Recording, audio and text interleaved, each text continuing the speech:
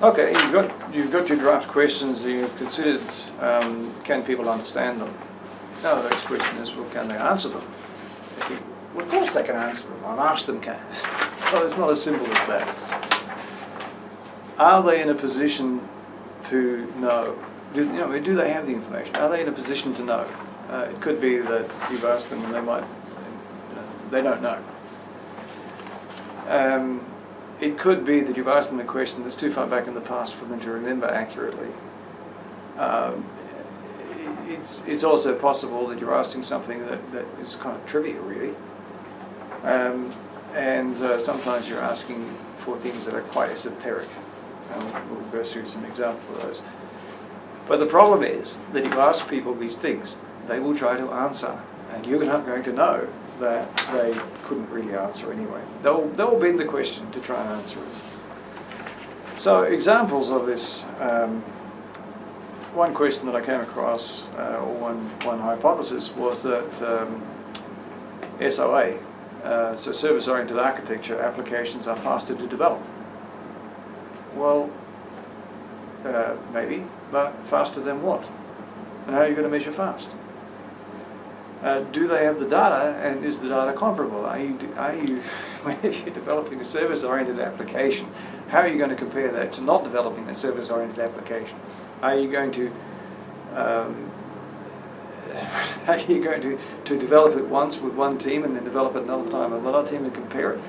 I don't think so. That's not commercially sensible. Was the project successful? Well, what do you mean by successful? There's been quite a lot of study on what is considered to be success in a project. The fact that it was financially a disaster didn't mean it wasn't technically a success. And some of the most fabulously over budget, over time projects ultimately have turned out to be extremely successful. One case in point that somebody pointed out was, I think after the Second World War, President, I'm not sure who it was, Roosevelt or Eisenhower, decided that America will have a network of highways.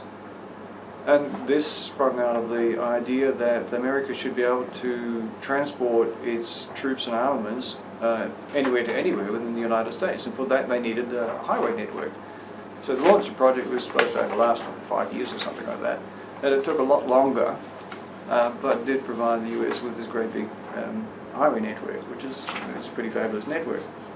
So ultimately it was a success, but you wouldn't depict it. Another question that you might try and ask is something that's impossible to answer, like, will this application trade at a profit? Will this application be successful? Well, nobody can answer that. We don't know. You can't answer the future things with certainty. You can't do that.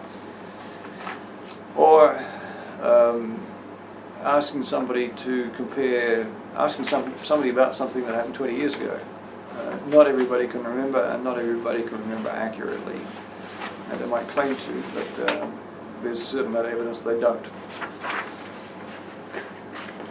The next question we get to is that you might be asking questions that people may not wish to answer, and so you may get a refusal, or you may get an answer that's complete mistruth. So some things are personal or sensitive, age, salary, weight. These are things you may have good reason to ask these questions, but these kind of delicate things that people may not be willing to answer. Some things that you get into if you're asking about anything to do with sex, anything to do with drug use, drug habits, anything to do with anything that's vaguely illegal or socially frowned upon. Usually you will have to think about how you're going to get that information, because if you ask a person directly, you're either you might get the truth, you might get a refusal, or you might get a lie, and you've got no way of knowing which one you've got. Personal conduct, asking somebody have they ever shipped a program with bugs in it. Well, what do you want me to say? Of course, or no, never, or Fine. You could ask a student, have you ever plagiarized an assignment? Again, what do you want them to say? If they have, they're probably not going to admit it. If they haven't, they might say, yeah, of course I have. If you want to know about the level of plagiarism in the society, then there are other ways of going about it. You might ask, do you know of anybody who's plagiarized? Or do you know of any instances of plagiarism? Or how prevalent do you think it is? This kind of thing. Some data could be just too hard to get. Like, exactly how big was that last program you wrote? How many lines of code it had? I don't know. And besides which, that was, is now 2 continents away and it's buried deep in the archive somewhere and I can't get at the information. It's a valid question, but I can't answer it. Now, if the information is important enough, you'll figure out a way of asking questions to get at the information, but you have to think about it first. And the concern or the consideration here is you can ask the question, will they be able to answer it with reasonable veracity? So the summary there is, do they have the information, that is, are they in a position to know?